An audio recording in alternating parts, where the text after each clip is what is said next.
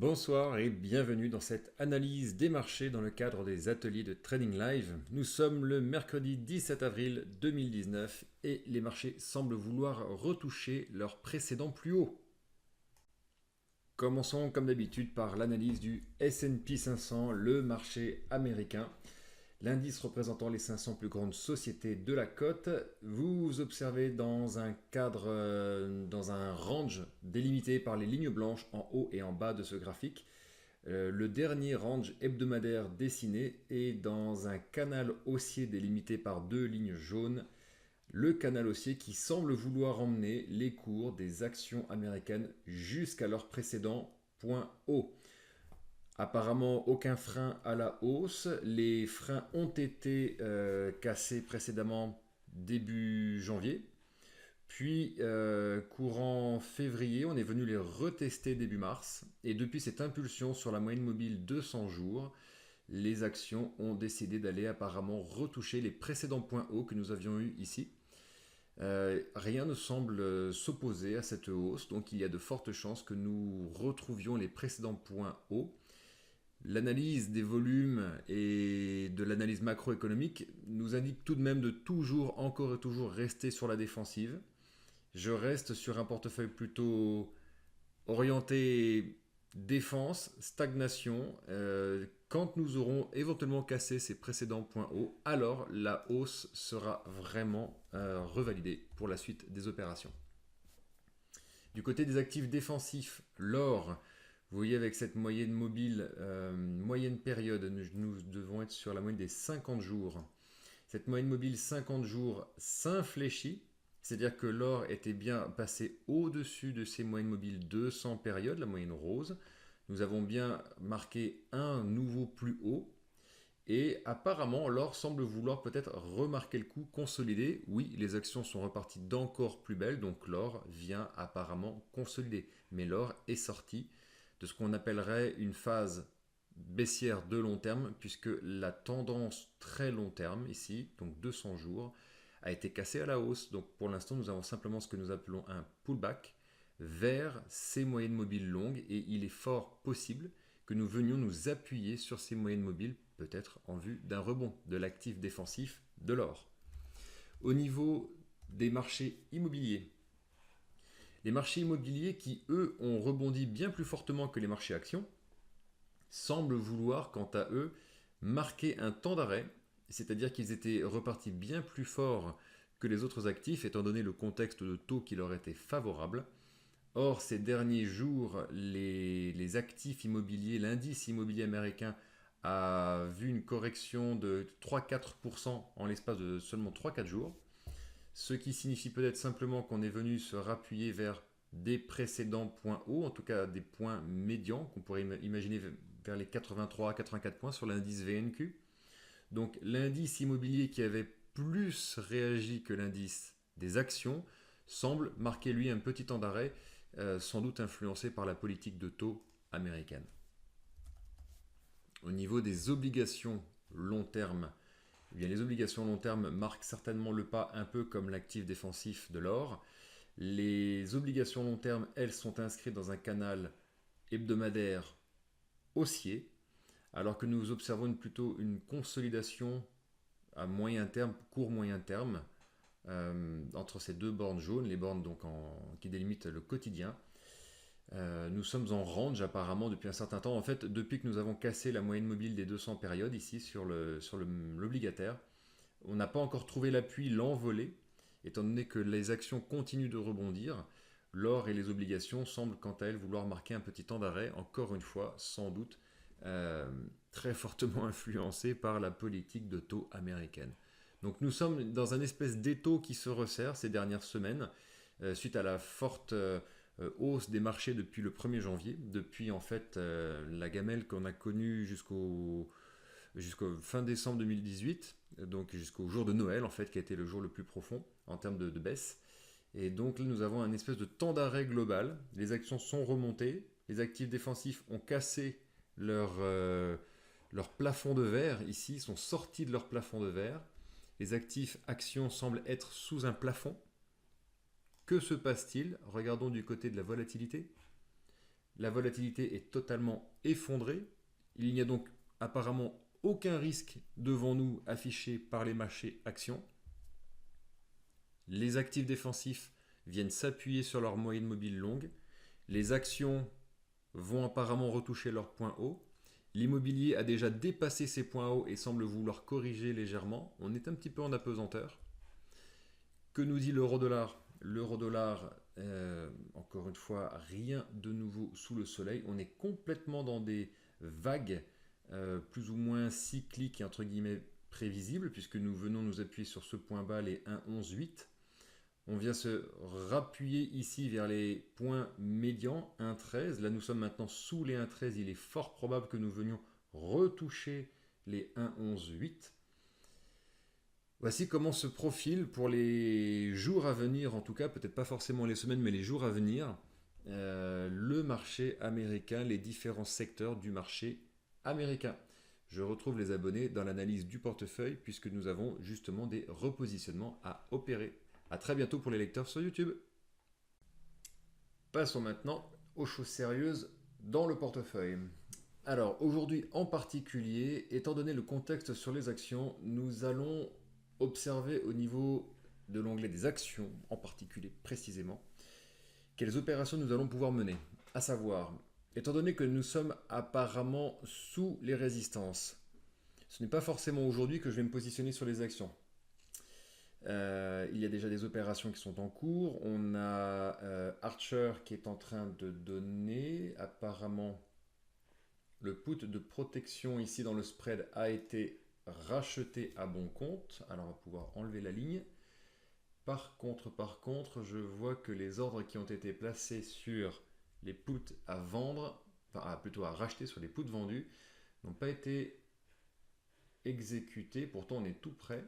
Alors, je vais remonter légèrement mes tickets de vente parce que je ne vais pas attendre jusqu'au 21 juin dans le contexte actuel, surtout si la volatilité décide de repartir un petit peu à la hausse. On a un θ de 2,7, donc 2,7, 298 fois 20 fois 3, 60.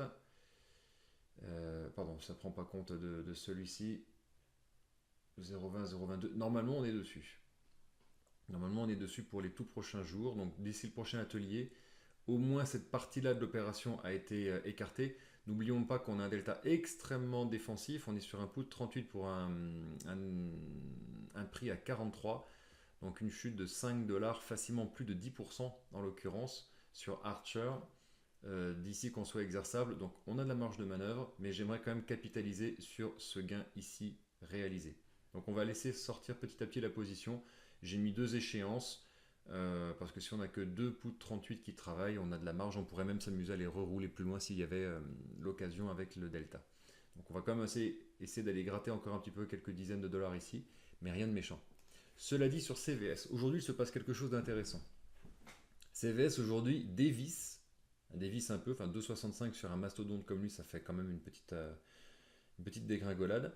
Et pour autant que le titre dévisse, vous voyez, j'avais mis en place un achat de put de protection qui permettait avec un delta très élevé, sur une journée comme aujourd'hui, de gagner même légèrement plus, bon ça c'est dû à la volatilité, mais au moins autant que ce que perd le titre. Donc là, gain, perte, nul. Un put de complément, un put vendu de complément avait été mis en place également. On est exerçable. L'idée, c'est justement d'être exercé pour faire chuter notre point d'entrée. Je vous rappelle qu'on avait tiré qu'une seule cartouche par rapport à notre money management, donc on a de la marge de manœuvre. Mais il y a la deuxième cartouche ici qui arrive, le 62,5. Donc le deuxième put 62,5, on va voir s'il est pertinent, éventuellement de le repousser un petit peu dans le temps, selon le contexte, ou d'essayer de le repositionner un petit peu plus bas. CVS est quand même absolument matraqué. On est sur des capitalisations qui commencent à devenir particulièrement intéressantes. J'attire votre avis éventuellement, je ne sais plus si on l'avait vu. On peut regarder sur White Charts.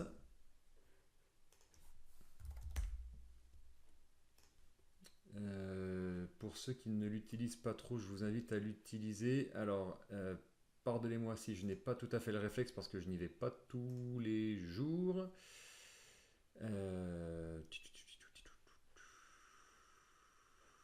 alors pardon, on va s'y prendre comme ça, CVS, White Charts, Price Earnings. Alors je sais plus, donc c'est dans Data.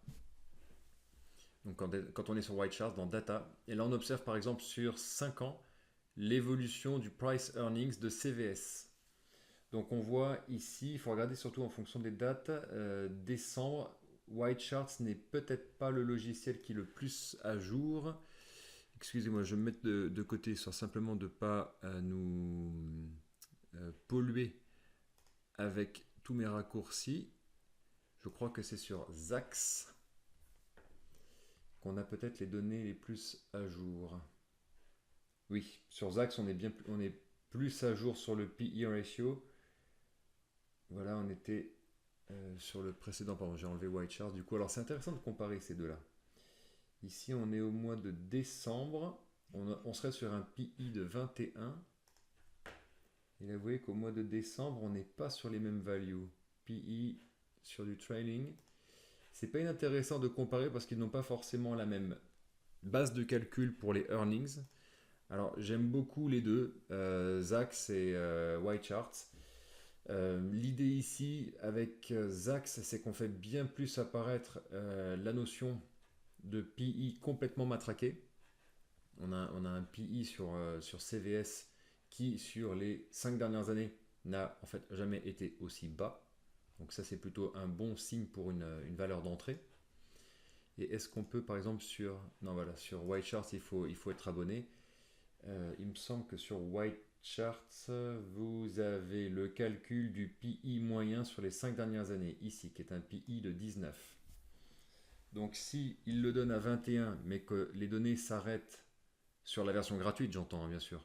Si les données s'arrêtent sur un PI de 21,44 mais au mois de décembre, sachant que sur Zax, on a les données où on voit que le titre depuis décembre a quand même continué de bien dévisser, on a un PI qui est plus attractif. Donc c'est-à-dire que sur CVS, on va commencer à être sur des valeurs de marché, à moins que les earnings baissent.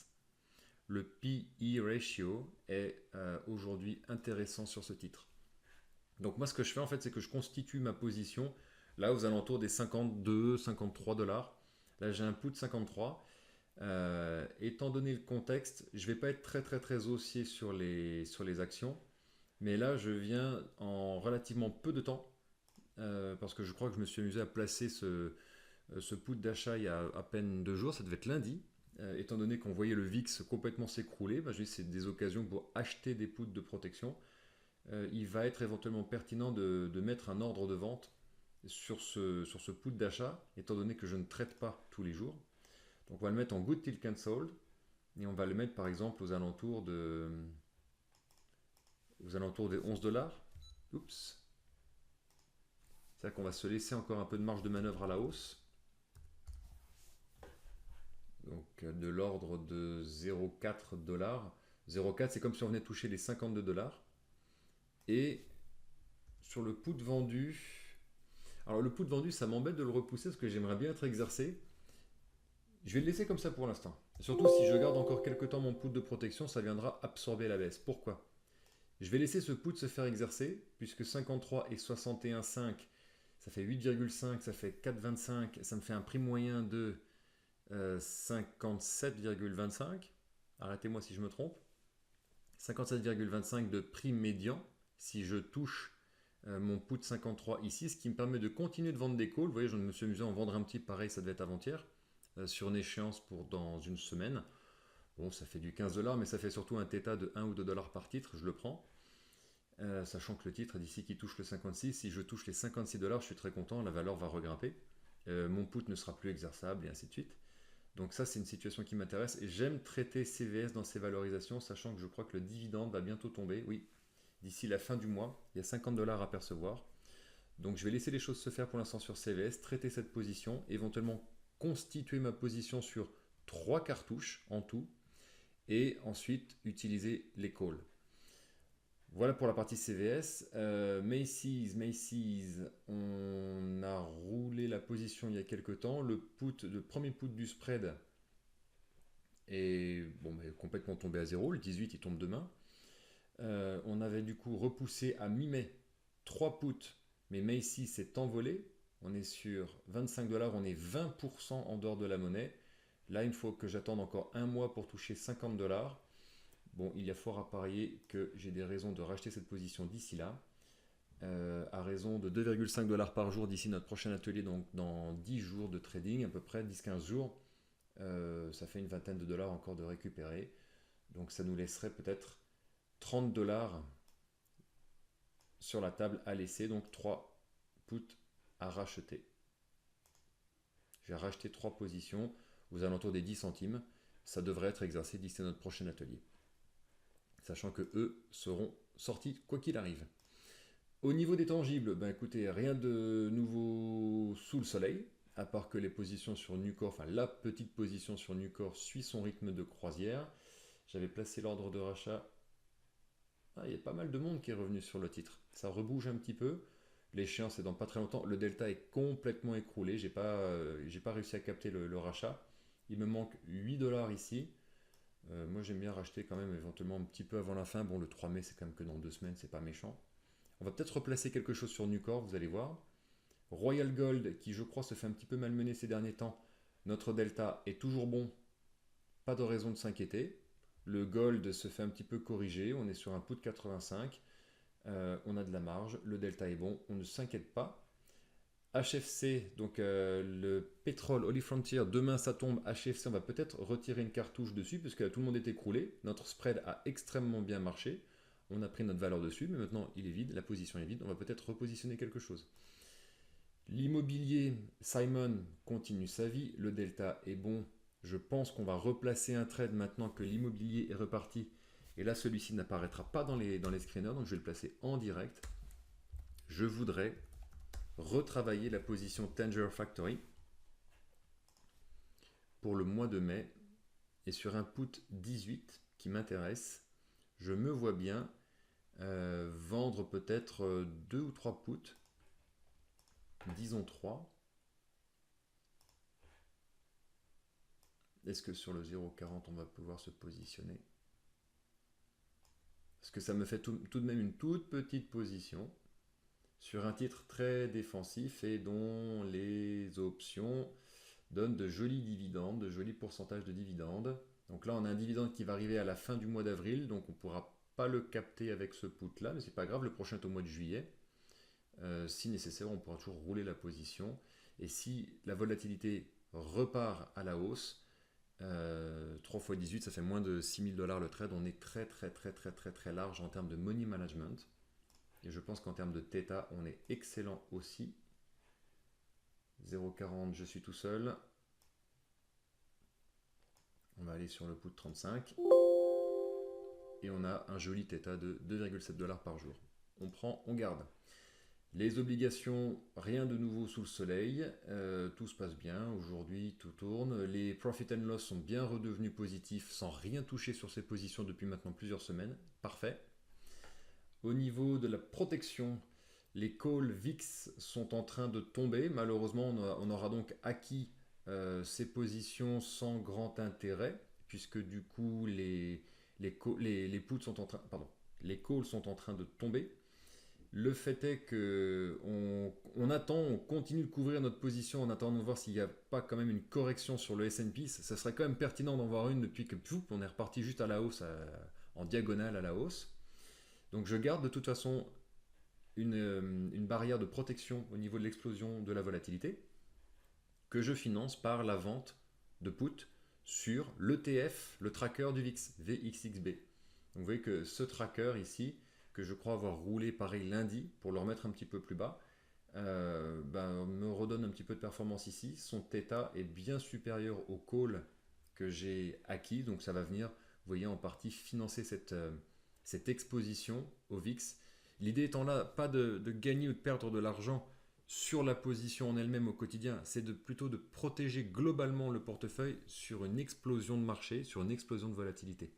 Donc ce que je vous propose, c'est qu'on va simplement, à mon avis, placer quelques positions sur les tangibles.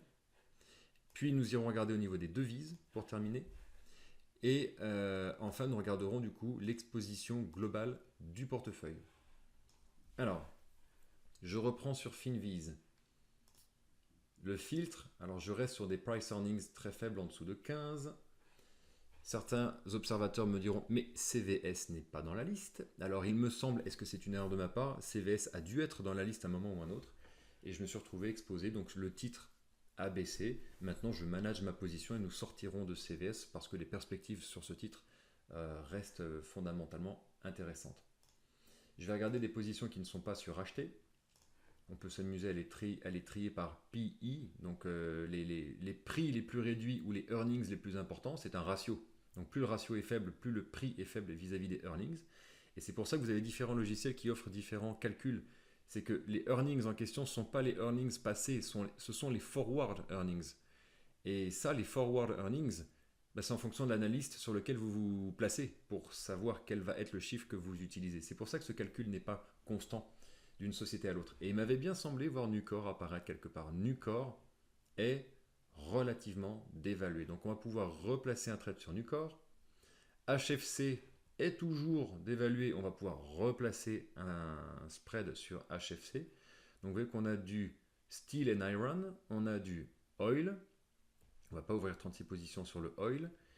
Et éventuellement, alors je dis bien éventuellement, on a là packaging containers ou les services, matériaux de construction, grossistes, matériaux de construction. On va voir peut-être éventuellement utiliser un de ces deux-là, histoire de simplement diversifier un petit peu les secteurs.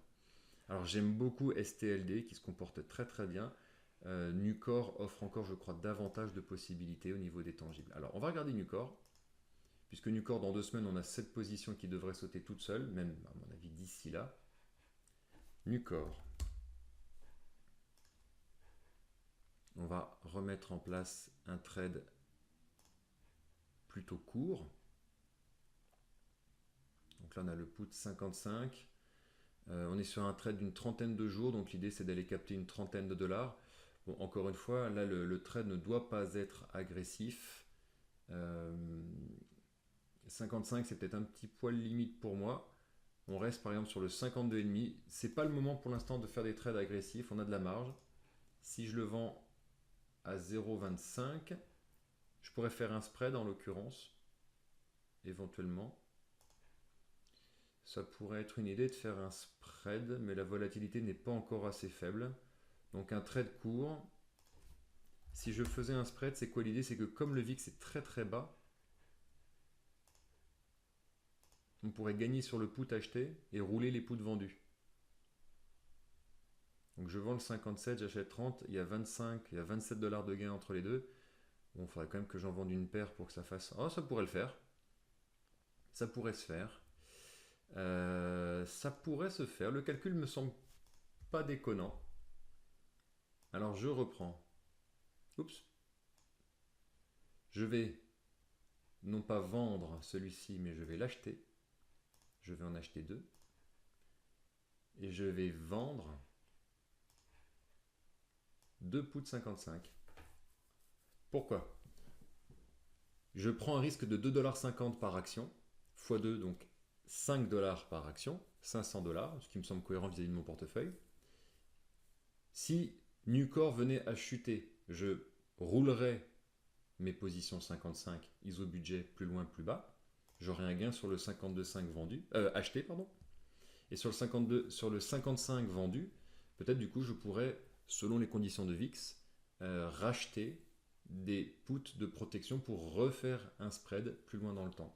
Pourquoi je fais ça? C'est parce que le VIX s'est écroulé. Le VIX serait important, je ne prendrais pas ce genre de position. Donc là, on va simplement vendre le plus cher possible 2 puts sur Nucor. 58, 56, 57. Ok, d'accord, on est tout autour. Voilà. Je vais acheter, si possible, le moins cher possible, mes 2 protections ici. Vous voyez que ça réécroule ma marge d'autant. 26, 27.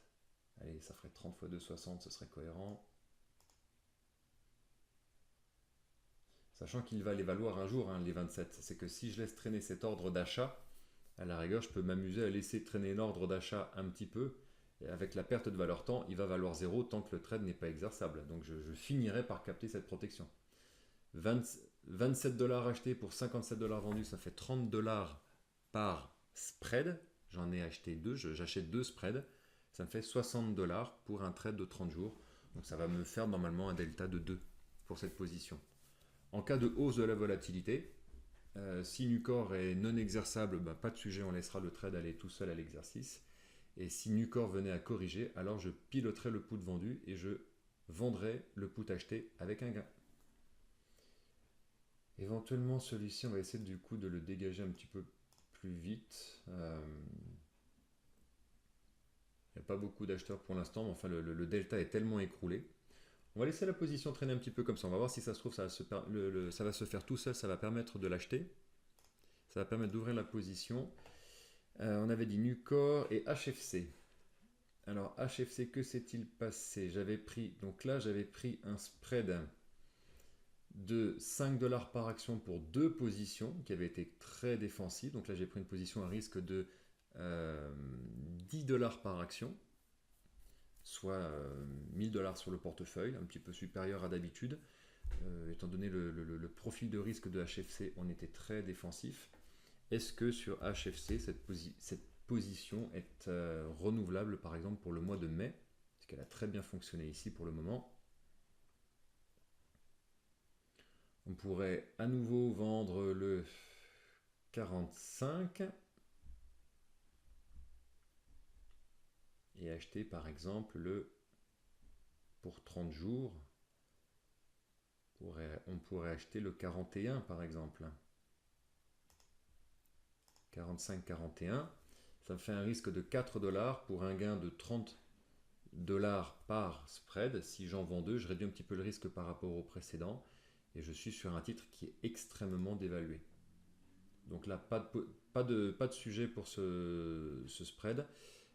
HFC, il s'agirait de vérifier si on n'a pas un earnings dans les tout prochains jours, c'est-à-dire d'ici après-demain.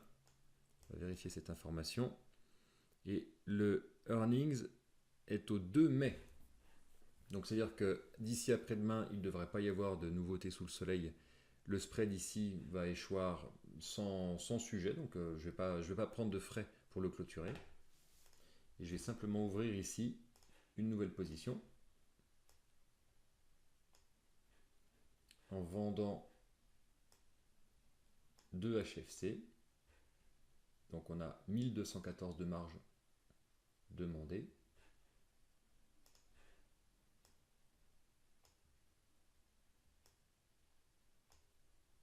« 75. Il y a un seul acheteur à 70. On est à 75. L'acheteur ici, s'il veut monter, ce serait sympa de sa part. Sinon 70 pour 30, ça me fait 40 fois de 80. C'est très honnête encore quand même. Je peux le prendre. Je le prends et ici, j'accepte éventuellement de monter un petit peu. J'accepte éventuellement de monter un petit peu à 0,30, puisqu'à 0,25 personne n'en veut, ça me fait 40$ par position, fois de 80. Ça réduit ma marge de 500$, ce qui me laisse effectivement de l'ordre de 600$ de marge de mémoire. J'ai oublié un petit peu le chiffre, excusez-moi, il faudrait regarder sur le replay. On se retrouve à peu de choses près dans la même configuration du précédent spread, à ceci près que je prends un risque de 200$ de moins par position et j'accepte de lâcher une vingtaine de dollars de gains sur ce spread. Voilà, toute proportion gardée, j'ai quand même réduit mon risque et je vais laisser ce spread tomber tout seul. On a augmenté de 3$ de delta, enfin 2 et quelques dollars de delta dans le portefeuille grâce à HFC. Éventuellement, je reviens sur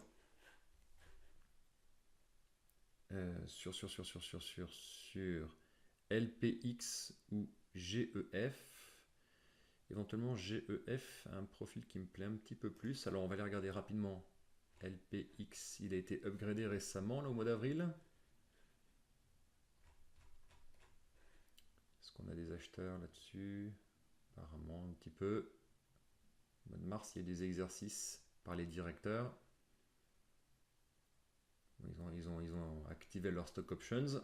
Superbe. Tant mieux pour eux. Et GEF se fait downgrader par tout le monde. Il n'y a pas vraiment d'achat il n'y a pas vraiment d'achat des proprios.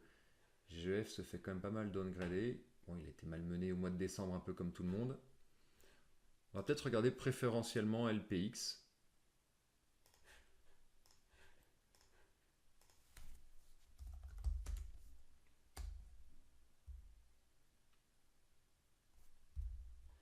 Oui, il est remonté sous ses moyennes mobiles. Vous voyez, sur les moyennes mobiles longues, il est ni suracheté ni survendu. Qu'est-ce que nous proposent les options? Je ne connais pas ce titre. Il a des options, bon, pas toutes les échéances. Est-ce qu'on peut avoir éventuellement un petit peu de choix par rapport à ce qu'on aime faire? Ah, pourquoi pas? Ah, on peut être sur des toutes petites positions. On peut se mettre facilement une dizaine de dollars en dehors de la monnaie sur un trade de 30 jours. Allez, on va être sympa. On va ajouter 1 dollar de delta dans le portefeuille facilement. Donc 1 dollar de delta, c'est 1 dollar, c'est un gain de 1 dollar quotidien. Donc à 0,20, il n'y a personne. Donc là, c'est vraiment une petite position en attendant la gamelle. C'est même 2 dollars de delta. Oui, bon, 34. Il y a moins de 30 jours. Ça sera un petit peu moins. L'idée là étant simplement de générer un petit peu de θ dans le portefeuille. Une prise de risque très très très mesurée. On est 2,7 dollars en dehors de la monnaie, c'est-à-dire 10% en dehors de la monnaie, sur un trade qu'on pourrait rouler sur une toute petite position. Voilà, histoire de continuer de tirer potentiellement quelques mini cartouches en termes de taille de money management pour continuer de dynamiser le portefeuille. Que dire? Rien de nouveau sous le soleil, hein. Le S&P ne veut pas baisser, le S&P veut continuer de grimper et sans doute aller toucher ses points hauts. Bon, il a quand même fait un rebond continu depuis fin mars. Il est parti à la verticale. Son précédent point d'appui étant ici, il a gagné jusqu'à 4,5% de manière continue. Il y a eu quelques petites journées de pertes, mais alors tellement léger. On a récupéré quasiment l'intégralité de la baisse. On a repris 25% en l'espace de 4 mois. C'est plutôt pas mal pour un début d'année. Donc on trouverait pertinent qu'à l'approche de ce haut de range hebdomadaire, on ait une correction. Je reprends un petit peu de hauteur. Je regarde en termes hebdomadaires. On va faire grossir un petit peu. La moyenne mobile hebdomadaire longue période, c'est étonnant, c'est la moyenne qui a été touchée lors de la correction des marchés. C'est fou, hein, ces choses-là. Cette ligne n'existe pas, c'est une moyenne mobile. Donc elle a été touchée ici, les cours sont venus s'appuyer dessus, on rebondit de manière musclée. Mais comme on n'a pas de point haut, de nouveaux points hauts depuis septembre 2018, si vous regardez avec les moyennes, donc là les moyennes Ishimoku, que je vous invite à creuser un peu si ce n'est pas déjà fait, pour l'instant, tant qu'on ne fait pas de nouveau plus haut, on est techniquement sur un haut de range et donc on peut s'attendre à ce que les cours viennent logiquement corriger de manière un petit peu musclée parce que là, il faudra quand même revenir vers les moyennes mobiles. Les moyennes mobiles sont 4-5% déjà en dehors de la monnaie. Donc là, en termes de volatilité, ça serait assez sympathique. Donc on a remis les positions en place dans le portefeuille. Au niveau, encore une fois, du Risk Navigator, le portefeuille a un θ qui est très positif et sympathique. 30, moi, c'est parfait pour moi. Le bêta de portefeuille, donc la θ, perte de valeur temps quotidienne, et le bêta de portefeuille, c'est-à-dire l'exposition à une fluctuation de 1% de marché, étant donné que je ne suis pas haussier le marché, mais le marché continue de grimper apparemment, mais je ne suis pas haussier le marché, j'ai un bêta quasi nul. Et comment j'obtiens ce bêta nul? Notamment en achetant des calls sur le VIX. Vous voyez que ça a un impact négatif, ou même en vendant des puts sur le VXXB. Vous voyez que ça a un impact négatif sur le bêta global de portefeuille, c'est pour ça que je les ai. Le bêta de mon exposition, le bêta des options sur le VIX me permet de réduire mon exposition globale au marché, l'exposition de mon portefeuille. Et ce travail, pour l'instant, ne me coûte pas d'argent puisque justement, je perds 4 dollars par jour sur mes calls VIX, mais j'en gagne 8 sur les puts VXXB.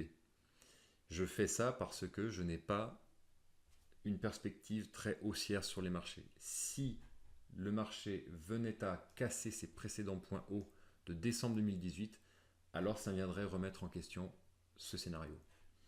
Je termine avec l'euro-dollar, puisque maintenant le portefeuille est câblé d'ici le prochain atelier. L'euro-dollar, en termes quotidiens, on est haussier pour l'instant, avec sans doute un essoufflement. Vous voyez, il y a un essoufflement, là on a plein de queues de chandeliers. Donc il y a fort à parier que le comportement très moutonnier soit en train de rebondir, je me réessouffle. Donc on est haussier en quotidien, et je crois aussi en hebdomadaire encore un peu, alors très légèrement aussi en hebdomadaire. On est même sous la moyenne mobile longue sur l'euro-dollar.